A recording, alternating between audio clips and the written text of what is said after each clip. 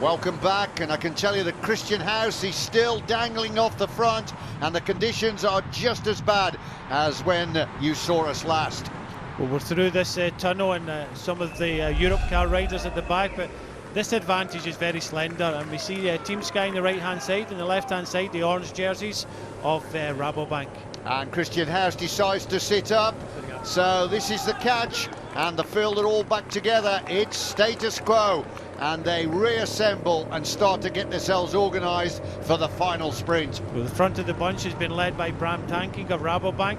Alec Dowsett, this morning's winner of the time trial, sitting in second place, and very much the whole of the Rabobank team looking after that gold jersey. They just have to get him over that line. And of course, Lars Boom's a pretty good sprinter as well. He's won 2 stages in this race so far, but this kind of finish is not going to be something that he will specialise in. When he won in Hanley and Stoke, it was an uphill finish, and he also won the sprint into Wells. But what we must consider here, Brian, is that no Dutchman has ever won the Tour of Britain before. That's going to be put right now, because Lars Boom is going to climb onto the top spot on the podium. Great Britain, well, they came in here with high hopes. Geraint Thomas, well, there was talk of him trying to win it. He has tried, but of course we're going to have to content ourselves with second with Steve Cummings. Well, we are into the final 3 kilometres here, so if any crashes, anything happens, he's not going to lose that. But he is the complete package. He can sprint, he can time trial, he can handle himself in a bunch, and I don't think he's going to take any risks in these final few kilometres and try and go for the stage. He just wants to get across this line and win this Tour of Britain. Just look how slow they're going around here for the retrace back to the finish. That flags up the caution and underlines how slippy it is under the wheel. But the conditions are brightening up at the moment, but you can see the roads are still very damp, and the whole race going round this corner very gingerly, not taking any risks whatsoever, but it's all together and all to play for the stage win. So we're on the retrace now.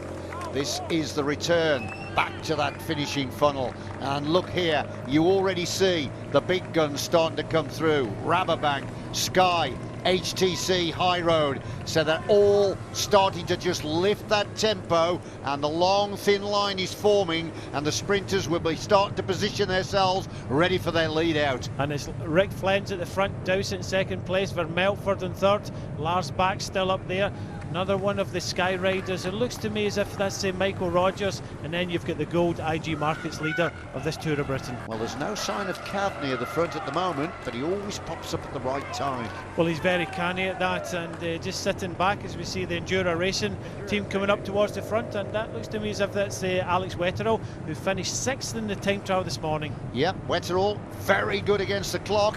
If he could open up a gap and settle down to the rhythm, then he would take some pulling back. Look at this, he's burying himself, keeps looking back as he tries to get clear. Well, it's going to be very difficult for him to stay away. You can just see Lars Bak pegging him back, and he's out in the saddle, sprinting as hard as he can, but this is going to come down to a bunch kick. But a brave effort nonetheless by Wetterall. Pegged at about 20 metres, but you can see that the field are not going to allow him any freedom. Here they come, and they're going to pick him up again, so they'll all be back together. He's just dangling there, but he's not making any headway. Well, it's Lars Bak just brings him back. 2 of the Sky Riders come to the front, and just looking back further down the line, you can just see Ben Swift and the blue jersey of Geraint Thomas. Yeah, they're all back together. Wetterall has been pulled back into the bunch. Dowsett on the front. In fact, the team of Sky, they've got 3 riders here now. Well, it's Dowsett, Rogers, Matt Heyman and Ben Swift, and then just behind them, as we just said, the blue jersey of Geraint Thomas. I said 3, but in actual fact there are 4. Good spot there, Brian. Ben Swift is the man in the 4th position, and he's their big sprinter. Caught another glimpse of the United Healthcare rider of Forster, and he's sitting about 5th place at the moment. He's in the light blue and the black colours, and just looking round there, Bernd Iso, the Austrian rider in HTC-Highroad, looking round to see where Mark Cavendish is. Forster was 3rd the other day. in one of the stages. That German also is powerful. Now, there's another line forming on the right, and that is Pieter Gilibert, the man that's won the Yodel Sprint competition, and that means that Anne Post are getting involved in the dust-up.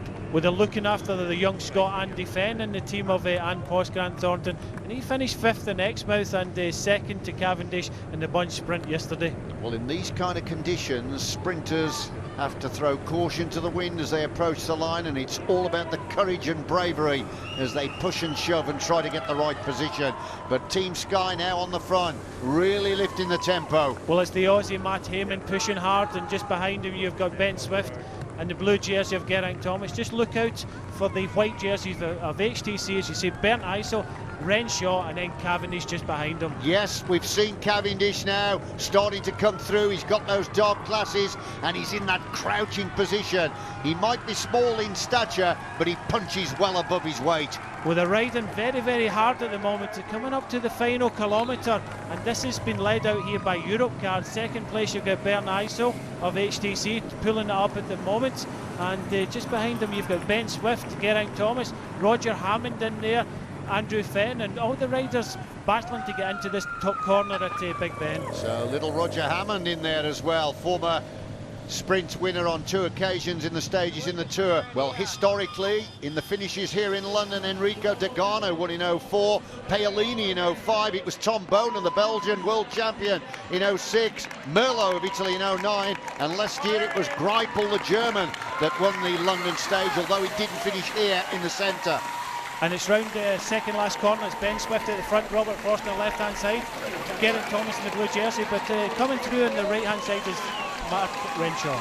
All right, look out for Renshaw. Renshaw's got himself in a good position here, but leading the sprint out is Forster. So can the German win the stage here in London? Renshaw is all over him like a rash, trying to get past in the closing stages. Swift had a look across there to see who was going to come up to challenge, and it is, of course, the Manx Express, Mark Cavendish. Here comes Cavendish on the left of the screen.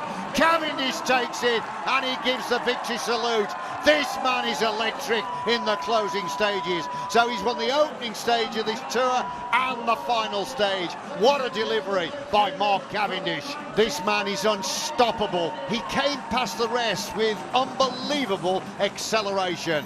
Now then, let's take another look at it. Well, Cavendish is in 5th place, the rider is circled at the moment, and we're going round the final corner. From here on in, I'm thinking he's given himself too much to do, and as the gap starts to open in front of him, but once he gets these afterburners going, he starts to pick them off one by one, and still he goes now.